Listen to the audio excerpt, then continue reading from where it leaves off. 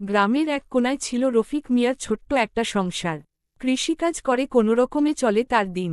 2 বছর আগে প্রথম স্ত্রী সাজিদাকে বিয়ে করে সুখেই ছিল সে। সাজিদা শান্ত, পরিশ্রমী আর সংসার গোছানো মেয়ে। কিন্তু 1 বছর আগে রফিক আবার বিয়ে করল। মায়ের পছন্দে সে বিয়ে করে আনল সুন্দরী ও শহুরে রংঢঙের মেয়ে লায়লাকে। শুরু হলো 2 বউয়ের সংসার। প্রথমে সাজিদা কিছু বলতে পারেনি। মনে কষ্ট থাকলেও মুখ বুজে সহ্য করত। লায়লা শহর থেকে আসায় তার চলাফেরা, কথাবার্তা, সাজগোজ একটু আলাদা। এতে গ্রামের অনেকে তাকিয়ে তাকিয়ে দেখে আর চাপা হাসে। কিছুদিন যেতেই 2 বউয়ের মধ্যে ঠান্ডা লড়াই শুরু হল। লায়লা বলে, আমি শহরের মেয়ে, কাঁচা বাঁশের ঘরে থাকতে পারি না।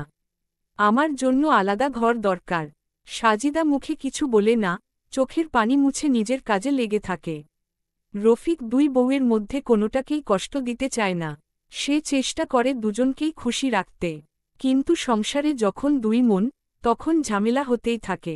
লায়লা রান্না না করলে সাজিদাকেই করতে হয়, আবার সাজিদার রান্না লায়লার পছন্দ না হলে সে বকা দেয়। একদিন বড় ঝামেলা বাঁধল। লায়লার গয়নাগাটি খোয়া গেল। লায়লা সন্দেহ করল সাজিদাকে। বাড়িতে কান্নাকাটি, চিৎকার, প্রতিবেশীরাও জানল। কিন্তু কয়েকদিন পর গয়নাগুলো পাওয়া গেল লায়লারই আলমারিতে।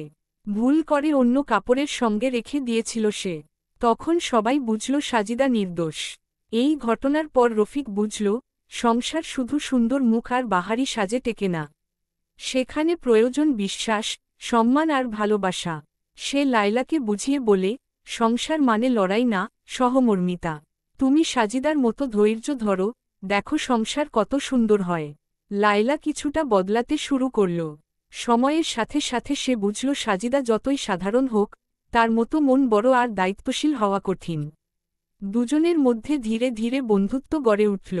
গ্রামের লোকজনও অবাক। যেখানে 2 বউয়ের সংসারে প্রতিদিন অশান্তি থাকে, সেখানে রফিকের বাড়িতে এখন শান্তি, ভালোবাসা আর সম্মান।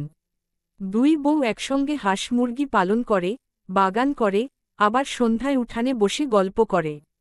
রফিক মনে মনে